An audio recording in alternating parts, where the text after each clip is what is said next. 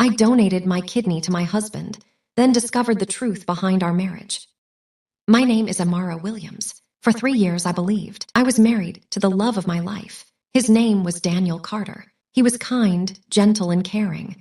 Or at least that is what I thought. We met in a small coffee shop in Chicago. He smiled at me, asked for my number, and from that day on, he never stopped making me feel special. 1 year later, he proposed. Another year later, we were married. I thought I had found my forever. I was wrong. 2 years into our marriage, Daniel started feeling weak. He was tired all the time. He lost weight. He complained of pain. One day, he collapsed at work. At the hospital, the doctor said that his kidneys were failing and he needed a transplant immediately. Without surgery, he might not survive. I felt my heart stop. I cried for days. I begged God for a miracle. Then I looked at Daniel and said that he could take mine. He tried to stop me. He said he did not want to lose me, but I was determined. I told him I would rather live with one kidney than live without him. After many tests, the doctors confirmed that I was a perfect match. 98%.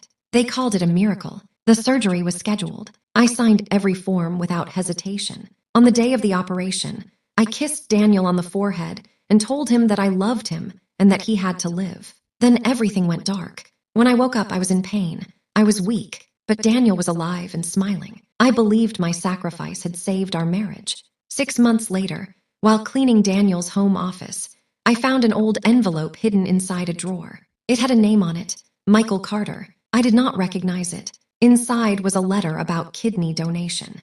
It mentioned a donor registry, a 98% genetic match, and confidential medical approval. My heart started racing. Why would Daniel have this? That night, I searched online. Michael Carter kidney transplant.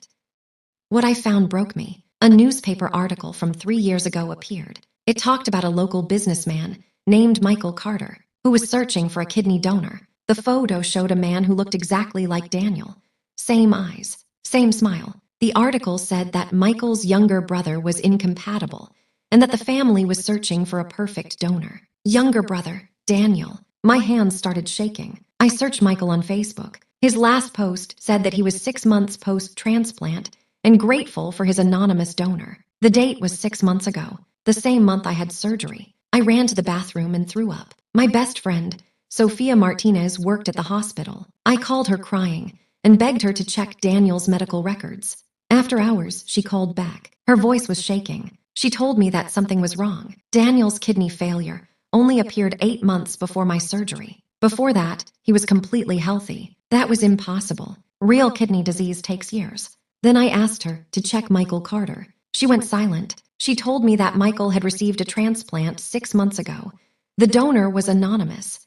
The match was 98%. I dropped my phone. They switched my kidney during surgery. They never gave it to my husband. They gave it to his brother. That evening, Daniel came home smiling and asked me what was for dinner. I stared at him and asked who Michael was. His smile disappeared.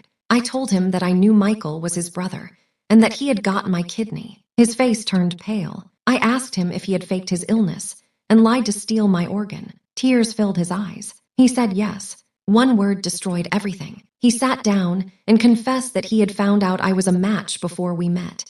He approached me on purpose and planned everything. My chest burned. I asked if our love had been fake. He said that at first it was, but later he truly loved me. I told him that it was not enough to tell me the truth. That night, I packed my bags.